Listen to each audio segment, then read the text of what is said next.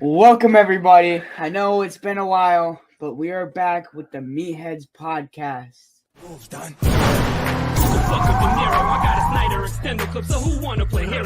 Go bad shit like Ozzy, I was born in the darkness. Oh, you the wolf, so we pull up and you're harmless. So pray to Burberry scars, stripping Perry on, living like a comet, moving amongst the stars. $100,000 sports car.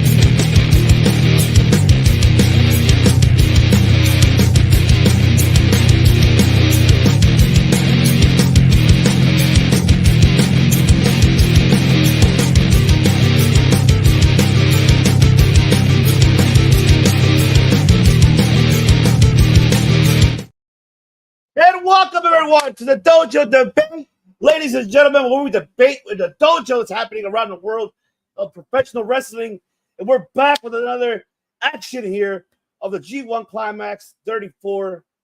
But I'm the host, Steve YBC, here with my other host, the man of 1,000 words, my blood, my familia, my sangre, my other. I believe this man has 1,000 words for you. He'll tell you everything. Besides me, he can tell you more details than me. I can tell you that. So you got to be careful. Because this guy will roll. America, fuck yeah! Coming again to save the motherfucking day, yeah! That's right. Yeah, that's right, folks. That's right, folks. A man of 1,000 words. That make me, folks. What's going on, baby? Ooh. Before we get to any of that, we got some early comments. That's right. Shout out to the king of Cleveland. What's good? What is going on at Cleveland? I might be doing Dylan, what's going on? World elite. Check out their prediction episode that you had recently, earlier today. Check it out. It was awesome. It's a good prediction show they had with the crew, with the banger, of course, and other guests right there as well. But folks, we are here to talk about, of course, the update of what's going on this G1. It has been fucking a killer. I can tell you that. It's been fantastic. I've been enjoying. It's been fucking wild, man. I just didn't. A lot of upsets here that were not expected. And keep in mind, folks, we did say it in the first one that we won't determine until what we'll see until like possibly to night 7 of where is everybody at. So we're gonna get into. We'll save for the points for you. Give you on the card. And we still don't know where everything's at. We kind of know, but with the new format of instead of 1-1 advancing to the finals, now it's 3-3, and then they're doing like a 3-round playoff. So it's all up in the air in regards to placements right now. Except for maybe like one guy is leading the pack now. But other than that, it's been crazy. Just like the placement. How it was when we left at night 3 to now where it's at night 7. I'm just like, holy shit. I am with you, man. That's absolutely right. It's Double J, the real Double J. Shout out to Jordan right there. World Elite, baby. That's right. That's right. It's time to get into the action, folks. We're going to get into it. Let's start off with night 4, folks. We're going to start off with night 4. Because remember, last episode we covered 1 through 3. So now we're going to go ahead and recap night 4, which is Block B here, folks. So we do have Goto defeating, of course, Alec Bolton. Great match, by the way. I'll tell you that, man. Bolton is, man, he's impressing me by the day, man. He's been impressing me. You know, Ren Narita defeating Jeff Cobb. That fucking shocked me. I was like, wait a minute, what? Jeff Cobb losing to Ren Narita, but then again, it's Ren. I love Narita. He's another future star that I'm really looking forward to. And the upset that nobody really expected was AOP defeating Yota Tsuji. Nobody expected that upset. I didn't expect a little bit of controversy at the end of it. Yep. Just a little bit. Just a little. I'm with you a little bit. Oh, we had David Finley defeated Hinare, which another great matchup there. I don't know. It was a banger, that one. I tell you that. They really, really. And the one for me was like that match of the night. Yuya Uemura defeating Konosuke Takashita. And that was a banger match. I think for me, that was the match of the night for me. I mean, there were other was great. But that one, basically, just him working on those elbows. And then towards the end, like with the headbutt after headbutt. Until, oh, my God. And then he finally got him into the lock and pinned him.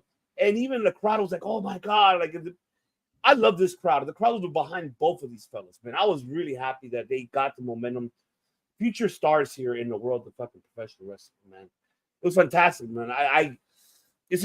But we could say, I mean, I don't know, the man of 1,000 words, were you really surprised of some of surprising upsets, or did you kind of figure it was gonna happen? But talk about the Let's fucking go. There we go. Talk about the controversy between ELP and Yota Tsuji. Let people know. Oh my God! We've been waiting the first couple of nights of the G1 with ELP. He, like, you know, his body language just coming out, not being into it, just being like, I'm alone. But I'm telling you, ever since this match, you're gonna see a new theme of him coming out, and he's basically yelling. He's going full throttle now. He's like, things have switched since he got this victory. Like, this match was pretty cool, like him breaking out all the moves, you know, the C3. You got Tsuji hitting him with curb stomp, regular curb stomp. One of my favorite things where he does the slam and then the curb stomp right afterwards. Yeah, the combo by Yota Tsuji. But we had a roll up at the end by Yota Tsuji, and we're like, hey, as like a reversal of sorts from finish by ELP.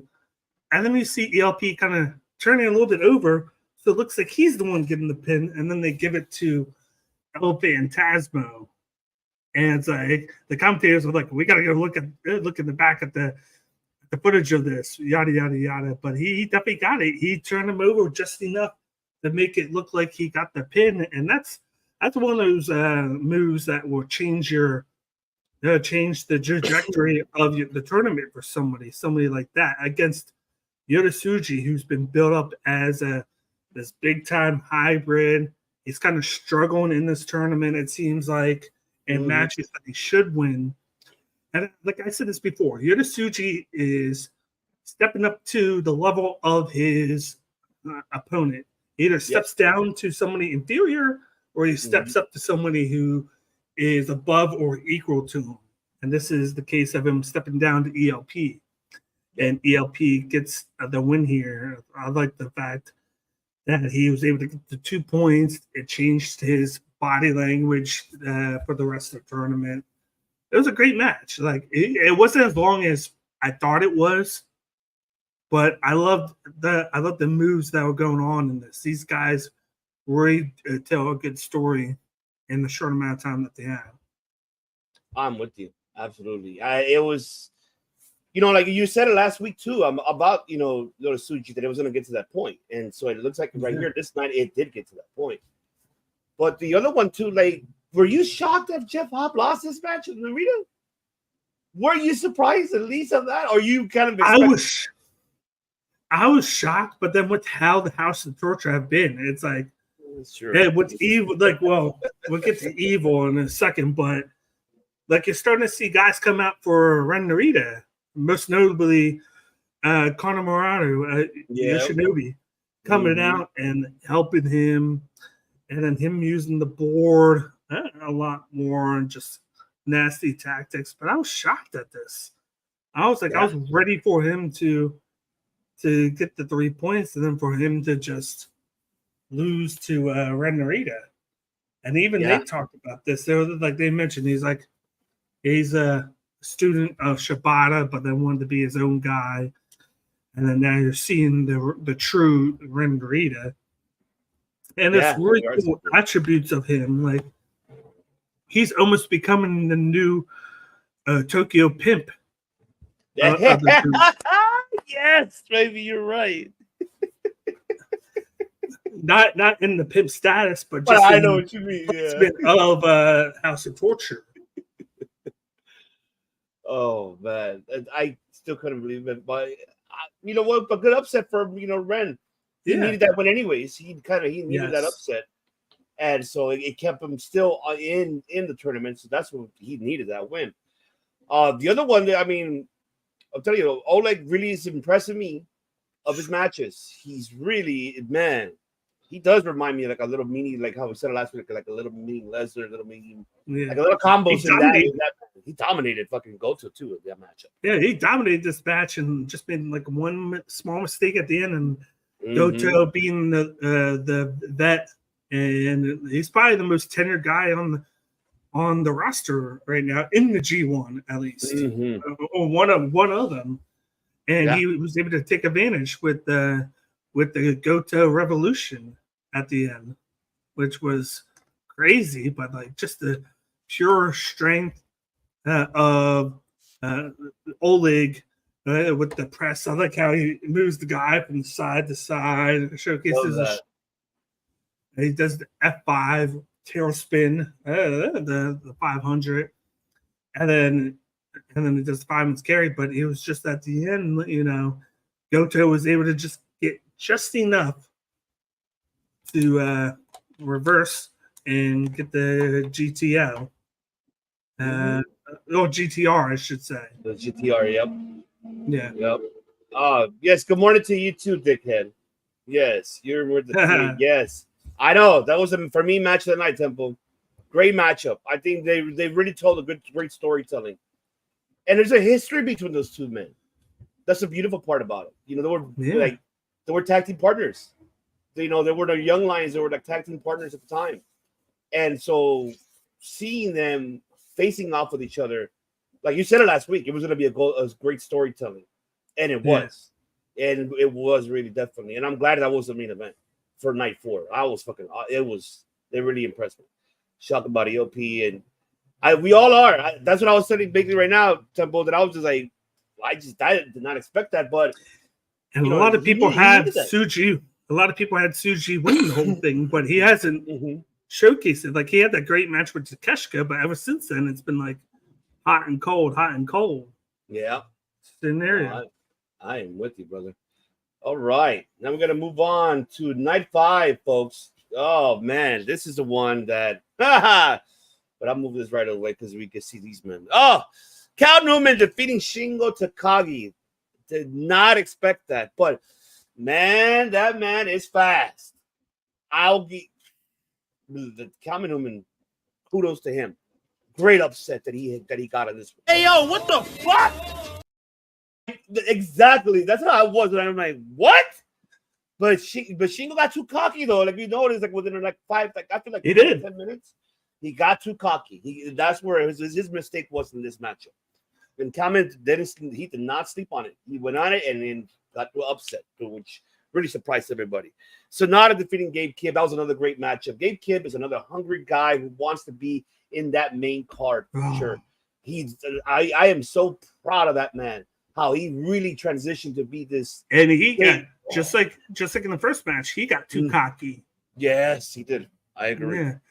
And then I just want to give a shout out to United Empire. They are in the tournament, but they're also doing guest commentary at the same time. Night 4, we had Cal Newman on commentary. On this one, we had, of course, Hanare on commentary, and then on night 7, we had Jeff Cobb. So shout out to all of them doing commentary with Walker Stewart there, giving them a help out. That's what's one of the points I liked about the Newman one was he had Hanare going, that's my boy. That's my boy there. And then him going for the cutter several times, and then him getting like an inside scoop on Cal Newman. But then you had Sonata and Gabe Kidd Sonata was getting beaten up in this one. But then Gabe Kidd's, he's always going to be his own worst enemy. And then Sonata was able to take advantage at the end, of course, with the Dragon Sleeper. And then, of course, he was able to hit the finish at the end and get the victory that he needed, that victory, because he's been lackluster going into it. And then you had Shota Umino and Great-O-Khan. I mentioned this before on the other one. This was a 30-minute match if you add the entrances, but if you take the entrances out, it was cut in half to like 15 minutes because these two entrances were like 15 minutes long, and it was just not needed. But it was a good match. Like I like it was aggressive though. If you notice, like the headbutts, aggressiveness they had was in the beginning of it, like the first 5-6 minutes of the match. And then he was trying on the outside, hitting the Mongolian chops to like counteract anything that Shota Umino does. Shota has been very aggressive this tournament. He's been like trying to make a point. He's trying to make a point here. That's what it is. And I liked it in essence for this one. It was just I like the fact that they're referencing the wrestling background of Great-O-Khan more and more, and he's using it. I think that's why he transitioned over to the MMA trunks. Yeah, because it's probably easier for him to grapple, and the commentary was good, especially Honore. Honore was like, "Oh, my boy's coming out here now," and then they go, "He hasn't won a damn match." It was like, and then he basically goes, "The fuck." And then I started cracking up, like him acting like he doesn't know that Great-O-Khan hasn't won a match. And then you had the most entertaining match. Was that like? I know the main event was entertaining, but you had Zack Sabre Jr. and Jake Lee. You got the savvy, technical Zack Sabre Jr. get the victory over the smart bastard Jake Lee, and like it was all about the cockiness in this match. Oh, it definitely was. I even noticed too throughout within the middle of the match, Jake Lee was trying to be like the submission guy too. I'm like, I don't think you want to do that, Jake Lee. You got the technician there of Zack Sabre Jr. And then it was a match where Zack Sabre Jr. wasn't the bigger guy, so he was trying to utilize the height advantage to do the submissions, and it gave him a chance to get in there. Hey, we got Ritter dancing. Who would really enjoy this? Ritter. We're just talking about your boy Great-O-Khan. Oh yeah, probably not in a good way, but so like Zack Sabre Jr. picked up the victory here, but like I'm starting to like Jake Lee more and more. Just the cockiness, the intellect going in. I like where he goes to act like he's going to kick you in the stomach, and then he just goes like this, stops, and then he locked in the sleeper on Zack Sabre Jr. Yes, as a way to outwit him. But of course, Zack picks up the victory in this one. It's just he's too technical. He's too much like he's been on a high since beating Bryan Danielson in the matches that he's had. And I think at the end, like I would be shocked if he wasn't in the playoffs. If he wasn't there at the end. I feel the same way, honestly. And then you had the main event. You had Tetsuya Naito versus Evil. Had a lot of interference in this matchup. It wasn't as long as all the other main events. It was only like 15 to 20 minutes, I felt like. But you're right. It was like 15, 20 because minutes. Of all the interference, like they've referenced that, of course, everybody on commentary, Yoshinobu was on, Kanemaru was on commentary, and then, of course, LIJ was on commentary too. And then everybody comes into the match to help Evil. But then LIJ comes out to help Naito to kind of even the odds there. Even the odds, but the odds were too much on Evil's favor with too many guys getting in, distracting everybody. And I thought Naito had it, but then Evil was able to counteract it at the end with the finish. Evil is undefeated right now. Yeah, this is the same thing that happened in the New Japan Cup. Yep. And except for no Jack Perry here. That's true. And just tidbit, Jack Perry is still part of House of Torture. He's still in two factions. He's doing everything he can to be on top in two factions that hate each other, but he's still part of both of them somehow. I don't know how, but he is. Yeah. I mean, it was a good main event, but I mean, just the interference, of course, and then just everything overall. But nobody expected Evil to win, but it was gonna happen. I mean, right now, like how you mentioned about like him in the J Cup, he was up there undefeated. This one, it seems like he's really well. We will get to the points, but man, it's by far Evil. You know, everybody's talking. He may make it to the finals. I mean, but we still got a long way to go for us to even determine if he will actually make it to the finals. But I don't know. This, you know, the match of the night for me was Jake Lee and Saxon Jr. I enjoyed the storytelling in the ring was awesome, and seeing how, you know, Umino as well, just aggressiveness was the one that I really was intrigued because, you know, you mentioned it last week. He needs to really step up the game and become more aggressive instead of like, and now he started doing that. So now we're seeing that from him. And hopefully we get to see it continue to happen more and more on the upcoming, you know, nights coming up for him. So because he needs his win, he needs to continue in order. He wants to survive. He needs to continue to, you know, get those upsets. But I mean, Evil is the one that is really shocking everybody right now. And I know people are saying, "Oh yeah, he might be the one winning it." I don't know. I can't tell you honestly. This like I said, unpredictable. Honestly, yeah. Like I said, he's the one that was doing this in the New Japan Cup, and he fell in the semifinals there.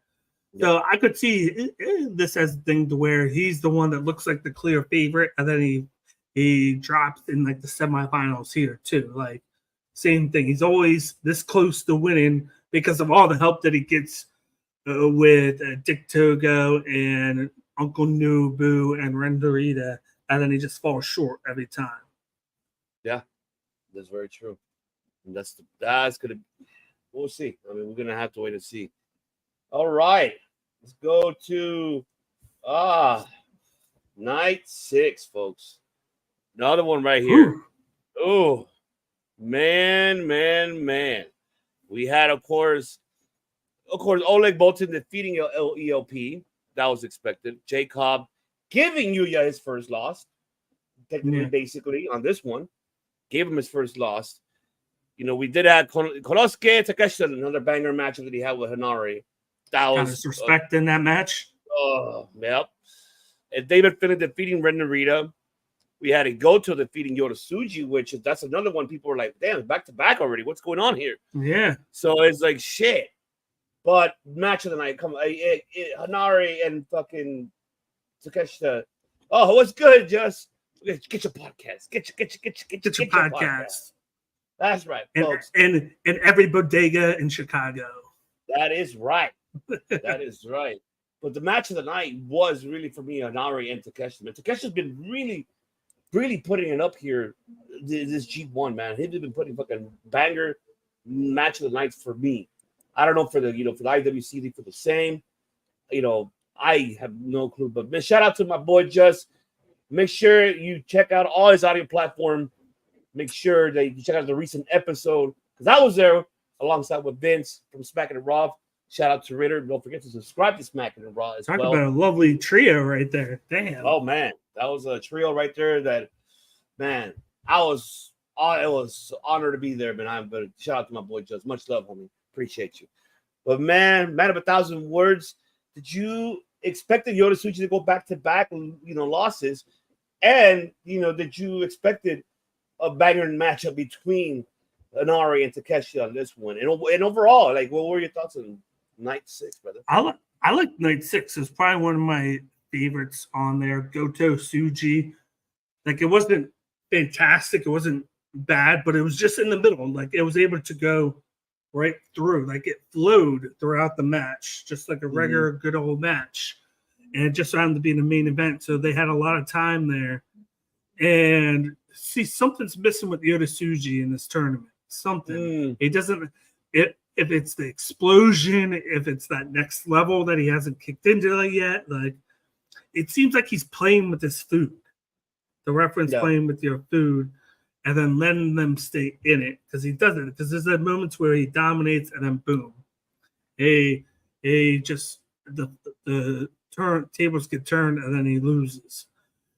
Talk about storytelling in that Hanare and Takeshita match. They reference in the beginning that he makes the comment that he doesn't right now respect Takeshita because he didn't go through the Nagoya Dojo, whatever it's called, the traditional way, that he signed with AEW and then did DDT, where he was multiple time champion there. But this was a hard hitting a match here. I like how he was still selling the arm injuries from the Yuya Uemura match, so he was carrying that over. But it was nice to see him like just flip the switch within the match and get the victory because of the elbow. They're just going at it. He hits it, and Hanare with the elbow knocks him out, and then it's like, and then goes for the Dragon Fury, I believe what it's called. Yep. And for the and gets the victory there, and then gets his fist bump respect at the end, because they were just putting it all out there. Because those are two guys that they want to win, but they're going to give it everything that they can. Then you got Finley and Ren Narita. You got interference from both sides. I love the fact that they went after that Ren Narita went after Gato. That got me going in that when he was. I know, right? I go, why did he go after that? Because he knows bloody hands. Is always going to interfere himself. You got Uncle Nobu appearing in the match again.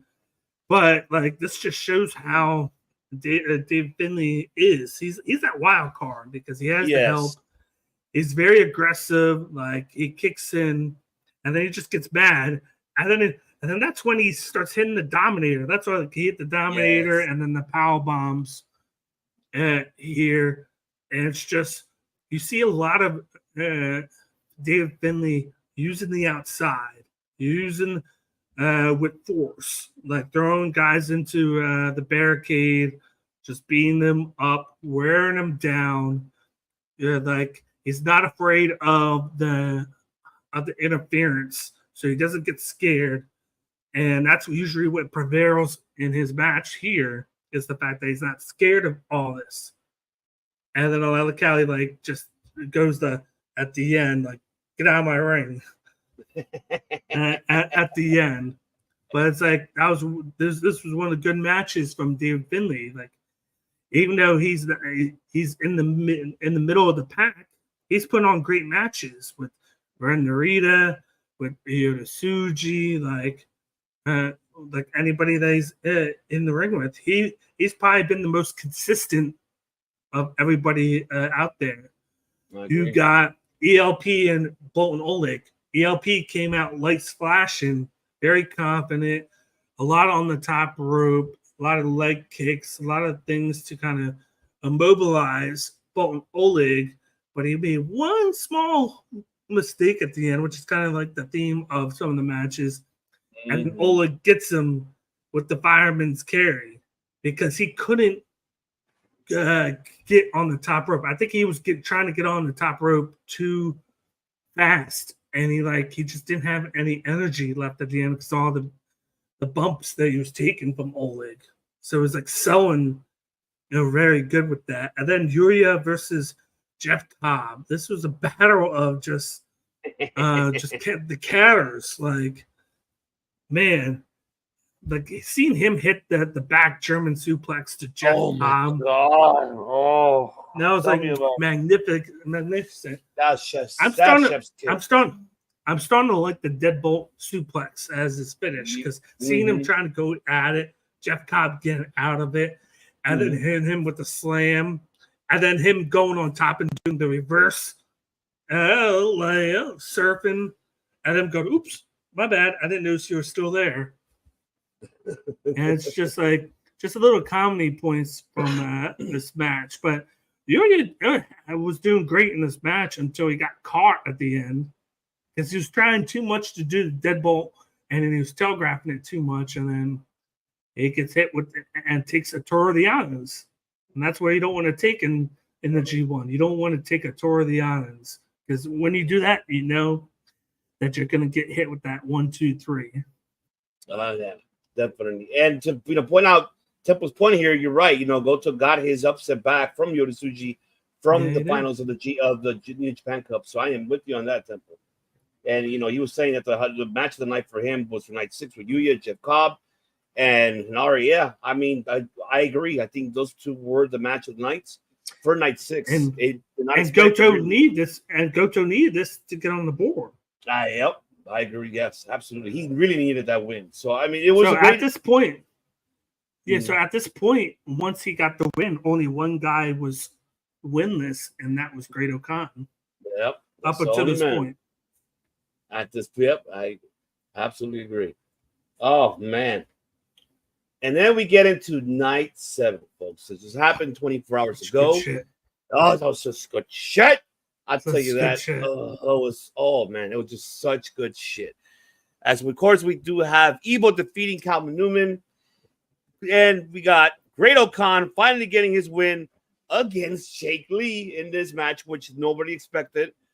This is why I love the G1, because it's unexpected, freaking upsets. Shota Umino defeating Zack Sabre Jr., another banger fucking matchup there.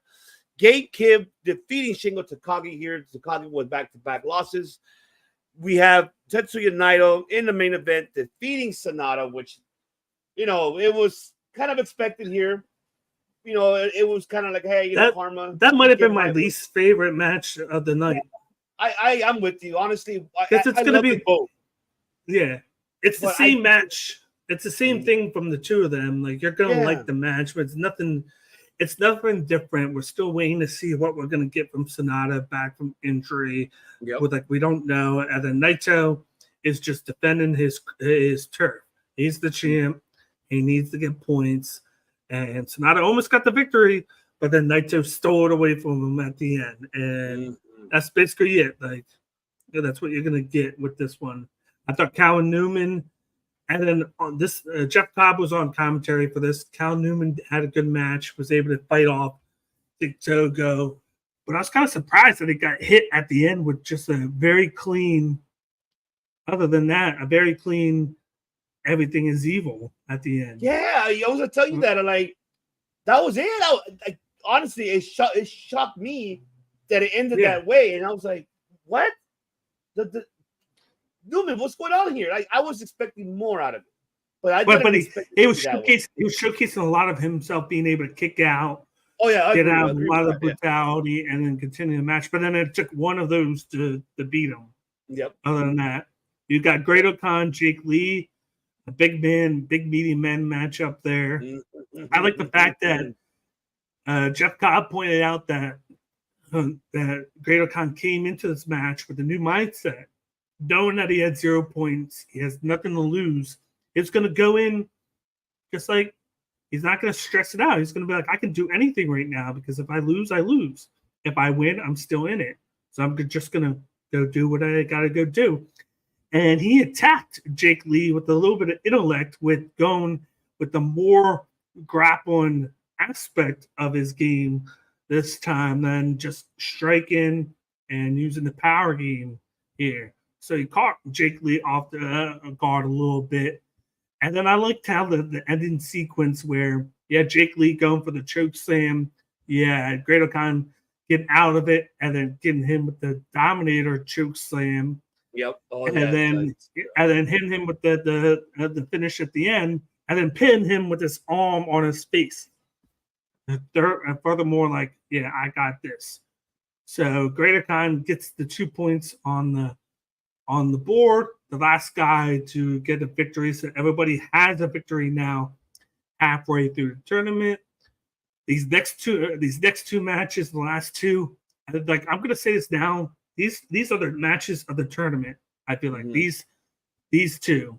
You got Shota Umino, Zack Sabre Jr. Yes. Love the pace of this. Like, Shota Umino came in like break it down, this. Like, he needed to win this just to show that he means business. They're always mentioning throughout the match. He's always saying he's going to do this, do that, and then he falls short. When is Shota Umino going to make you realize what he's saying is going to happen? And he did it here. Like, he was on aggressive. One thing you need to do against Zack Sabre Jr. is not allow him to grapple or slow the match down. So what does he do? He just speeds the match up. He hits something, he goes right to the next thing right away. Hits him again, and then boom, hits him again. And then the ending was, wow. The ending was great with the finish. Not expect that. He did his version of course, the hidden blade, Beyblaze, and then right away hits the whatchamacallit, for the DDT right afterwards and gets the victory there. That was probably one of his best matches, if you don't count the Moxley match. I agree with you. Because he was on top of Zack Sabre Jr. He just came. He had that kill instinct. That's the thing that he needs, and he had it there. Yep. Then you go right from that to Shingo and Gabe Kidd. Like, I don't have words for this because these guys were just they beat the fuck out of each other. Holy shit! Like, that's an understatement. They beat the shit out of each other. Came in cocky against each other. Just we must have seen like at least 50 clotheslines in that match. And then you had Shingo playing possum, acting like he's trying to hit him, falls down, and then when he goes to do it, he hits him. You got him possum again doing the doing his little catchphrase, and then he had to duck to avoid Gabe Kidd. But Gabe Kidd was somehow, that man fucking pile drive him like 2-3 times in a row. Now, right? Man. I was waiting for him. I was waiting for him to then do like a third one, and then he just goes and pins him. Yeah, at the end, he's standing there. He's like, "Shake my hand." I'm like, "What's this guy doing? Are we getting like a true base turn?" He shakes his hand and then clotheslines him right afterwards. And then you're like, "Oh, there's the Gabe Kidd that we all know and love." And then even he said it himself, "I'm here." He's like, "Fuck you guys!" In the middle of the match, he was like, "I'm the heel, and you're cheering me right now. There's something wrong with this." Like, you're supposed to be our guy, but they're cheering me. And he gets the 2 points here. I think he moves to 6 points. Shingo is stuck at 4 points now. I believe it is. Oh, and it's like I love those matches where it's like Will against Will. Just battling each other out. I'm with you. I said this at the beginning of the tournament. They need to create new stars because they have so many new people in here. Like Shota Umino, he's showing out. I feel like whether he wins or loses, Gabe Kidd is showing his shine. This guy is going to be there for a while. Like, you're seeing it with some of these guys, and it's the guys that you didn't expect. Like, you're going to be like, okay, Yoda Suji's going to show out. He's only had a lackluster tournament so far. And just like he said, great story here with Sonata and Naito playing off that Sonata is his own match outside LIJ and now leader of Just 5 Guys. Yeah, like that injury killed him. Like they mentioned it. Man, that sucks, dude. I mean, it's whack that angle killed him and really kind of killed his momentum because he was having the momentum before he got injured, and he was getting. I just wish he had the title longer. I know he only had it for a year, right? But I wish he kind of had it a little bit, or he had chased it. He's actually the longest reigning IWGP World Champion. Right now, currently, right? Currently, he holds that. But it's like I feel like right now he's like second fiddle to Yuya and Doki. Yeah, that's how I feel like right now. Yeah, in that group. Yeah, I just don't know. Did he lose his momentum here because of that, or that's where? Yeah, I kind of like we said because you had that like the momentum was him leaving LIJ, forming Just 5 Guys, but at the time, just 4 guys, and then he became the leader of just 5 guys. Mhm. He wins the title and has it Mhm. for over a year with that group, and was only lost once, I believe it was. Only That once, whole yes, year. That's it. And then I think it's kind of like what Gabe Kidd said. He was like, your momentum or your title reign was killed when I injured your arm in the G1. Because it almost was. And then Yeah. it goes away. It's like coming away, like when you get injured and you're away for like a month or two, that does kill your momentum, because then it's like, what are you going to do? Because everybody else is there and they're moving on without you. And then you kind of have to find your place again. So it's going to take a while for him. Like, it's good to have him for the G1 because he gets in there, he can go from there. But it's like he's going to be stuck in that mid card for a while now. Yeah, I agree. I mean, but also, you know, did you feel like in a way that he was kind of rushing this one for the G1, or should he have waited longer, or should he have been out of it? Because he was doing matches in the Soul tour, like he did 1 or 2 there, so he at least came into this. But it's like you kind of knew he wasn't going to win. But it's like he's had these, he's kind of lost to at least the people that he's losing to, other than Jake Lee, are like he's lost to Jake Lee, he lost to Naito, and then he lost to Evil. So it's like there's no hate losing to Naito and Evil because of losing to the champ, losing to a guy with interference, and losing to Jake Lee, which was a weird first match. I think that's the one that really affected him the most on this tournament. Yeah, because losing in 5 minutes, you're a former IWGP World Heavyweight Champion, losing to Jake, and I'm not disrespecting Jake Lee. I know he's talented. He's very talented. But I kind of wished it could have given us a longer extended match and then have Jake Lee at least win. A 15-minute match of what I would have been okay with. But to beat him in 5 minutes, that's where I feel that they hurt him on this one. That really lost the momentum. And it got us, like you and I, questioning his right now, basically his leadership, his style in the ring. Is he going to be a mid-card guy moving forward after this tournament is over? And it seems that way. And I think that's where it really began right there, was that for night 1 lost in 5 minutes. You were former world champion. Yeah, because they're not going to run back Naito and Sonata because there's no story with that anymore. Yep, I agree with that. So it's going to. So with him being hurt, that I think that kind of already killed him there, and then he came back with like no story or nothing because he was injured. So it was like double whammy there. Like I can see after Wrestle Kingdom, I think he'll get back on track after Wrestle Kingdom. I think that will help him out. Because it'll get some time, you hit the reset, and then boom, you can run from there and have new matchups. But until then, it's going to be just plug and play for him. Yeah, I know. I don't tempo. What did Just say? Just maybe it was to put some eyes on the G1 night 1. It was kind of. Right. It was also a good way to showcase Jake Lee. That too, because that was his debut. That was pretty much his debut. That was his debut. That's his only 2 points was the win against Sonata.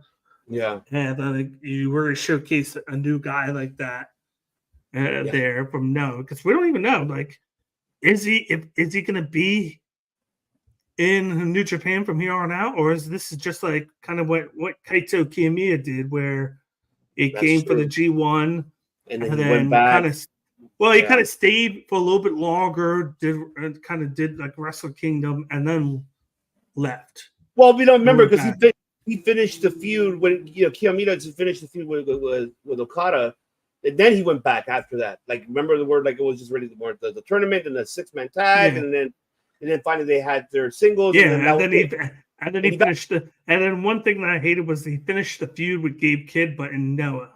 Yeah, in Noah. Yeah, they finished it in Noah. They didn't finish it in New Japan. No. Yeah. So I'm with you on that. So I'm with you on that. I don't know what's going to be the future of Jake Lee here after the G1. Is he going to be around permanently? Is he just saying also kind of similar? What do you say? Yeah. Also kind of similar when Okada on the weird losing streak. On the weird losing streak. Yeah. Yeah. Yeah, it was kind of like that, you know. He was that way, huh? Remember what was that way? Like 2 years ago, right? Remember when he lost to fuck? Who did he lose to when we covered it? Was it I'm trying to remember. Did he lose to Bronson Reed that first time? Yeah. It was, right? He lost. Yeah. He lost to him, and then right before Bronson went back to WWE, they had the match in October. They had that weird one-on-one match where they didn't put the briefcase on the line. Oh yeah, that's right. It was just a one-on-one grudge match, which I hated because I always like the fact that the one guy, like, they're not going to be able to do it this year because of the having got the parity of guys winning, changing, but yeah, like he had that weird timing, but then he won the belt anyway. Yeah. But I mean, the one thing we can say on this tournament, by far, you mentioned earlier, is really we're seeing the showcase of the stars that we've been wanting to see. And, you know, we said it last week, and this is the features of the stars. We're seeing more now the aggressiveness of Shota Umino. We're seeing now more Yuya getting up there now at his point. You know, of course, you know, pretty much Kalman Newman will get there, but I don't think it's his time yet. I think he's just learning and give him credit. Made the perfect comparison. He is the new Yoshihashi right now. Where there you go. He's gonna put out a great match, but you know he's not gonna win because he's there to like a good hand. Say right now, and he's only 21, so that's perfect for him right now to gain that experience that a lot of guys that age aren't gonna get, and he's getting it right. Literally, they said it. Literally, a year into being on New Japan, he's basically graduated from being a young lion very quick. He's taken the mantle from basically Will Ospreay with the Oz Cutter, and now he's in the G1. What guy can you say has done that fast? That's very true. I agree with that. And it's like the same, like, you know, then we'll also Gabe Kidd, but now we're seeing Gabe Kidd now, his momentum that we wanted to see. You know, I know Temple mentioned in the chat, he should be the leader, you know, instead of Finley. But this is something that we're going to see down the line within each other, maybe a civil war. I don't know. But I love the fact that we're getting at least them to the momentum we've been wanting to see from them in such a long time, especially Gabe Kidd. I think he now deserves that push. And the match that him and Shingo, man, match of the night. I think that was like fucking meaty men beating the fuck out of each other. They didn't really give a shit. At some point, they need to just split up House of Torture and Bullet Club because they're just separate groups. It's not a subgroup of this group or that group. It's like they should just split them up because we never see House of Torture with Bullet Club anymore like they were. True. I agree with that. Let's see. I feel like we're seeing the darker side of Yoda in these final matches in G1. I see. Yeah, that's what basically pretty much you're saying. You know, right now earlier, it's just that we're seeing that down the line later. We're not going to get that. Like you basically mentioned, Temple, that he's missing something, and that could be it right there, like the dark side. So I mean, it's just, you know, the one thing I'm glad that I hope is Tanahashi really making the final call with Gato for this tournament. And really saying, hey, look, we don't want to make it too obvious. We really want to get people to be like, what the fuck? Like, that's what you want people to be. And not to make it too obvious who's going to win these matches. And we're getting these 7 nights in this tournament. And that's why it's been by far, for me, has been the best one right now because we're seeing I like how Tanahashi has been like just a throw-in guy in these tag team 3-on-3 matches.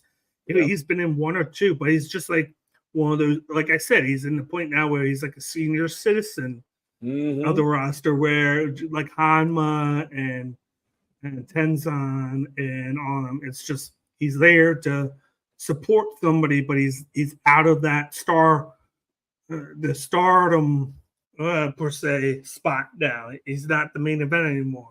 He's taking a step back now because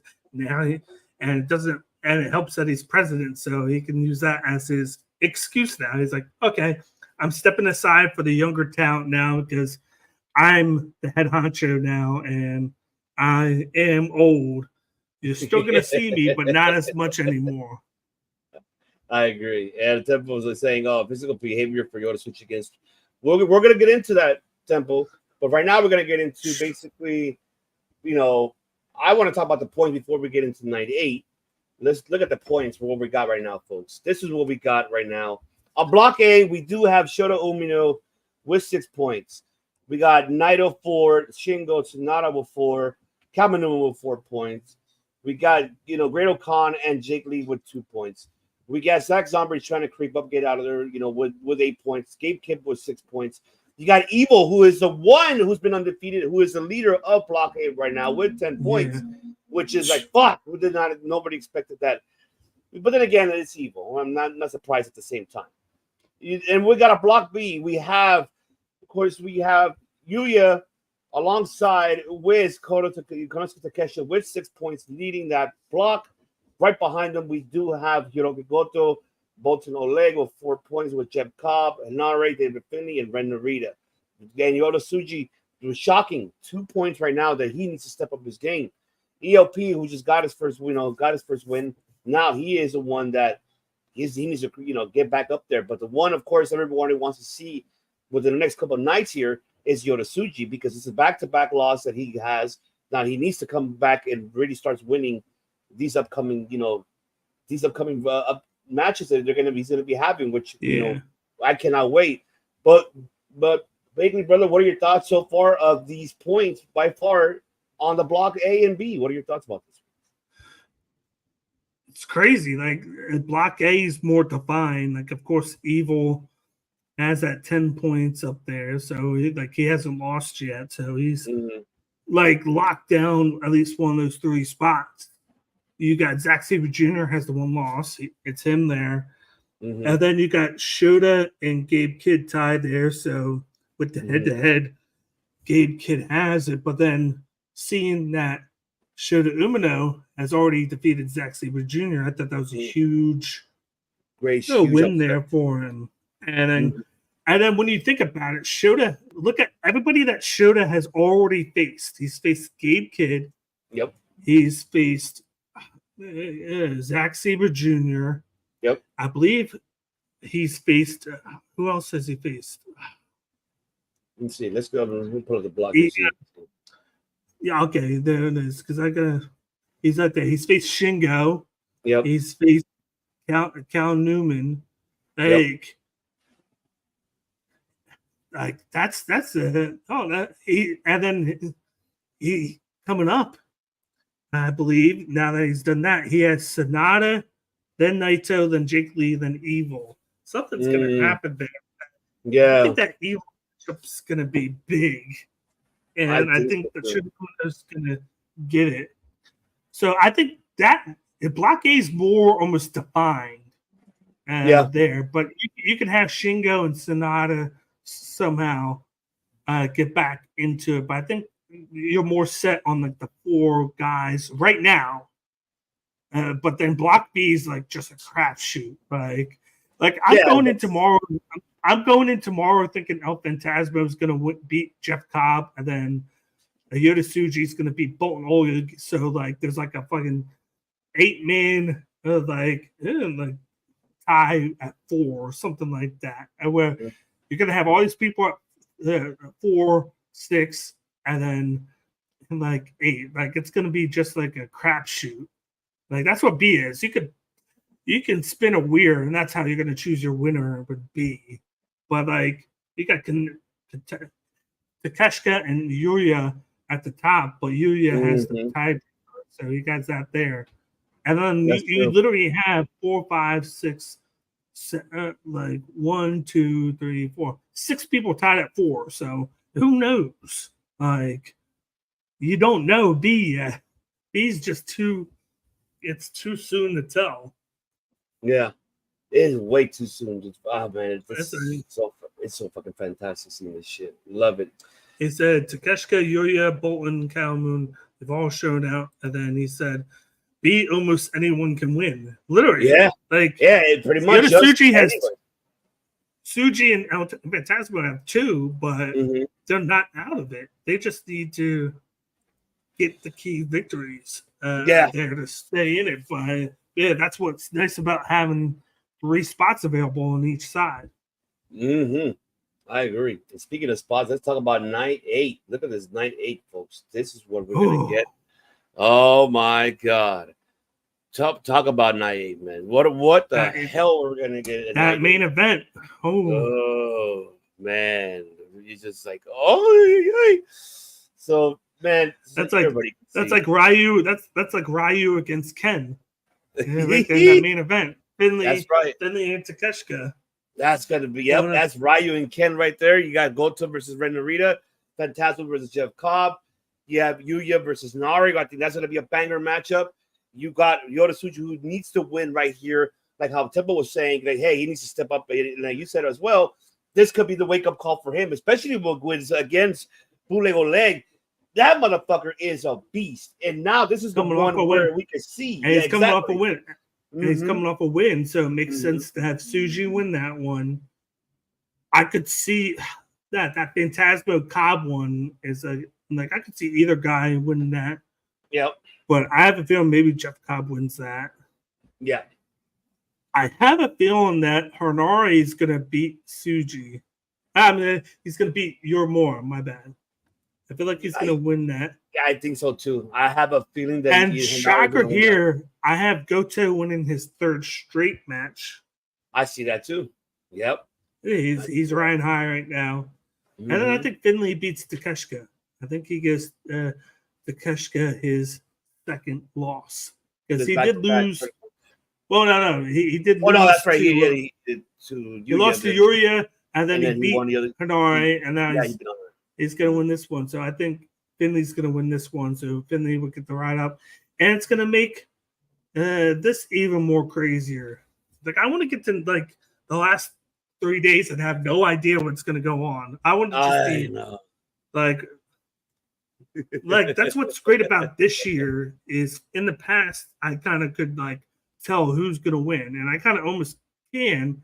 I just don't know how they're going to do it. Yep. You know, I am so with you on that. I'm really questioning it too. What the fuck are we going to get out of this shit? I don't. It's so much. Like, you know, besides this, so, you know, looking at, this is night 8 that we're having, folks. And, you know, looking at the schedule here right now, let's see. So let's see. So that's going to be night 8. That's happening within 24 hours, folks. Who are watching or who are listening, you'll probably be listening by the time the show starts over there. We do got Saturday, night 9. We got, of course, in Osaka. That one is the main event, you know, this is another one right here. You know, Shota Umino versus Sonata. You have Naito versus Gabe Kidd. You have Shingo Takagi versus Zack Sabre Jr. You know, you have Great O'Khan versus Evil. Jake Lee versus the winner of Block A qualifier. So that's where, like, it's going to throw a lot of shit there. Yeah. And that's where they're going to throw it out, you know, and that's just like. Which is Cal Newman. Going to be Cal Newman on that one. And then you do have, yes. So that was 8, 9, 10. Shingo and Zack Sabre Jr. is going to be. Yeah, that's going to be a. But I like how we're getting tomorrow, and then we have like a 2 or 3 day break. Yeah, we're basically going to have a 3 day break. Mm-hmm. Actually, it's almost 4 because. Oh, you're right. Because tomorrow's the 31st, and then the next night 9 won't be into the 3rd. So we're essentially almost waiting 3.5 days, which is nice. We get that nice break where we can think a little bit, because then we have back-to-back nights of 9 and 10. You said that. Yep. So I'm looking at night 10. Night 10. If we look at the night 10, we got Shota Umino versus Sonata. We have Naito versus. Oh, we already talked about that one. So don't talk about 11. We're getting back to back. We're getting back to back break and then back to back to back. We're getting no 6, 7. We're working three straight nights. Yeah, but look at night 11 though. Night 11, you have Bolton Oleg versus David Finley. You have Phantasmo versus Yuya. Jeff Cobb and Hanari, which that's gonna be a banger. Goto versus Takeshita. That's going to be a banger there. Yota Tsuji versus Ren Narita. That's night 11. That's just Sunday. And then that's where you have a little break Monday. And then Tuesday is when you have night 12, which that you'll have, And for Block B, you'll have Great Khan, Kalmanu, Gabe Kidd, Jake Lee, Zack Zombie versus Evil, Shota Umino, Naito, which I'm looking forward to seeing that. Shingo Takagi and Sonata, which I'm looking forward to seeing that match. So I'm hoping that could be the wake-up call for Sonata against Shingo Takagi in that matchup. So we're going to have banger matches coming up. We had, 8, 9, 10, and 11. And Temple made a good point here. We have not seen a draw in this year's G1s. I would love to see a draw on night 10. Shingo versus Zack Sabre Jr. With the new format, what I've seen, we got the 5 matches. The first 2 are usually like 10 minutes. The next 2 are like 15.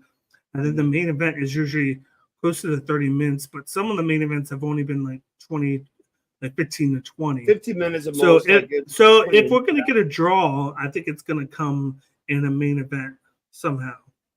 I am with you. I agree. Or we might not see a draw at all. I don't know. The biggest question, where can we see a draw on this one, though? What matches is the one that we can see on? That's where I'm really questioning. I think, honestly, for us to see that, I think once we see tonight's show, and then you have Saturday's show. I got one. Sunday, I could see Naito and Umino being a draw somehow. That makes sense. That does make sense. That's a matchup where it could be like that. Let's see. It's tough. Like Jeff Cobb, Bolton Oleg. Like I'm just naming everyone's. It's tough. It's really it's a tough one on this one to see. Man, it's fuck. There's so much fucking shit because it's like, man, looking at Block B, I think really the Block B is the one that's really gonna fucking throw us off. I'm looking at the last night, and I'm like, they would have that as one of the last ones. El Phantasmo versus. Well, on the last night they have El Phantasmo versus David Finlay with the story within that because David Finlay kicked him out of the Bullet Club. Let's see. That's night on 16. Night 16, right? That's on the 14th. Yeah, we got 9. Right? Yeah, oh, you're right. 14. You're right. Oh, yeah, the 14. Yeah, 14. Okay. But the way they have it like night 15 and 16 on the last nights. Yeah. For each block. It's just crazy looking at the matchups that they have towards the end. Shota Umino and Evil. This is gonna be fucking. Oh man, I can't wait till we get to that point. It's gonna be fucking insane. And then the playoffs, like I said, you get A block number 2 versus A block number 3, and then same with B. So they're doing the number 1s get the bye, and then 2 has to face 3, and 2 has to face 3, and then the winner of that faces number 1. But I think where I think they messed up. Instead of going just through your own block, I think once you get to the semis, it should be the winner of 2, 3 of A should face number 1 of B. Yep. That's what they should have did. Yeah. Let's see. Night 9, Shingo Sex Numbers main event should be a draw. It could be ideal. I don't know, man. That draw always plays a part in the standings at the end. It's always like that. Okay, we see the draw, so we know it's going to mean something at the end. It's never non-important. Damn, it's gonna be a tough one, man. Get 8, 9. So I mean, maybe so, Temple. I mean, I don't. It's just looking at the fucking points is where I'm really like, fuck, man. Where could we get these? I don't think New Japan would have a main event or even a draw. To be honest, I don't know. But the problem with that is how they've been stretching the times. I've been looking, watching, but then I've been keeping track of the times, which is a nice thing. Watching after it's live, I can kind of sim through the entrances and then see how much time is in each matchup, and they've had it on the certain thing where the match that's only going to come close to being a draw is boom if it's unless there is a way if we get a double count out. You're right about that. Who could be that person? That's the biggest question. I feel like that's a thing where I'm looking at. That's tough. You know what I think, honestly? I think when it comes down to Hinari and Jeff Cobb, I think it might come down to them. It could. I think, yeah, they're gonna fight outside. They're gonna have a double count out by the time. Well, Ivor and Great Khan, I could see something with that. It all depends on where. Like, I feel like at some point you need to level out what Evil's doing. Yeah, that's gonna be a tough one because I mean, who does he has next? Let's see. He has Sonata, right? Is that who he has next on the 3rd? Or does he have next? No, he has Jake Lee, right? No, who's he wrestling? Let me see. Let's see. Let's see. The Wednesday. Okay, let's see. Hold on. The next one. Okay, he's not. He's block A. So the Saturday. I got it right here. It's Great Khan. Great Khan. Okay, so you got Great Khan. I see him winning that one. I see him winning. I see him losing. You see him losing to Great Khan? Ah, yes. Oh my God! Just wait. Such good shit. Just wait. I mean, shit. And Sunday, he's not okay. He has a bye week Sunday too. Tuesday, let's see. Tuesday is where he faced Zach Zombre. That's where Tempo's saying about Zach Zombre being maybe a tie between him and Zach Zombre. Where's Zombre at his points? He's at 8. But does it? I don't know if it benefits Zach Zombre to get a fucking tie. I don't see it. I don't think he needs that. He needs that win. That's gonna be a tough one. I think we're gonna have to for sure see from 8, 9, 10, and 11. I think by then we'll know. I think by then we'll know. I think by then we'll know where's everybody out. Yeah, because that's where they're gonna throw us out. Fuck, that's just good shit. Or it could just get worse, and it'll just be even crazier. I'm waiting for it. So it looks like with what we have right now, we're gonna have one tomorrow, Saturday, and Sunday. So the night, the break, Monday. So it looks like we might have to do something Monday, because if we don't do it Monday, then we're gonna have like shows on Tuesday, Wednesday, and Thursday of the G1, because it's their 3 in a row, which is Tuesday, Wednesday, Thursday. So okay, we definitely got to figure that one for sure. Yeah, but man, folks, you see, this man keeps you up to date and make sure that if you're new to this channel, you're listening and watching around the world. And shout out to Spaniard for keeping us up there. Everybody around Europe and Australia, of course, Tom. Everybody out there listening to us, you haven't subscribed, do it now. You already know where you can find us here. Hit the notification bell. And man, we'll be back to recap how the Man of 1,000 Words said. Your host here says we got to do 8, 9, and 10. So we're most likely going to have to do it Monday, possibly right after Raw Dogging. Hey, yo, what the fuck? That's right. We can do that. But man, let them know, the Man of 1,000 Words, where they can find you, where they can search you on social media. Besides, they can find you here and anywhere else, my brother. Of course, just like you said, you can find me here on the Circle Debate, doing every Tuesday with Justin, doing the NXT Watch Along. And another great night this week doing the Watch Along for the Great American Bash Night 1. We'll be back next week for Night 2. And other than the Dojo Debate with El Presidente right here, always a good time talking to G1. Yeah. But if you want to just come talk to me on social media, check out all the stuff that I do. I post a lot of just news and rumors and stuff with wrestling and MMA. You can go to my Twitter/X page at CageIQ. Hit the follow button so you can follow me on X. If you want to talk wrestling with me there, just hit me up in the DMs. I'm always interested in hearing other views of wrestling when it comes to other people. So you can follow me on there.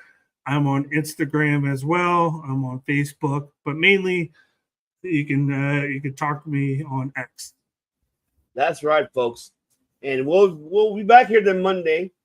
Then for sure to go ahead and cover night 8, 9, and 10, so we can see where's everybody up to par on the points, because there's a lot of shit going on in this G1. Hopefully we'll have Temple to join us, but he's out there in Japan enjoying the G1. You scumbag, but enjoy it, because we know we love you. But Temple, you're still there. You already know that here, with the man of 1,000 words and myself, we don't. America, fuck yeah, coming again to save the motherfucking day, yeah. That's right. We come here to Chase you, baby. But to tell that folks you already know, the man of 1,000 words, Kate My Q, and of course the TV1 here, and of the big network, the crew. We don't just do podcasting, talk about New Japan, music, or MMA, or anything. We just fucking make history. But until then, folks, enjoy the rest of the G1 coming up tonight. Who are listening and watching, enjoy it.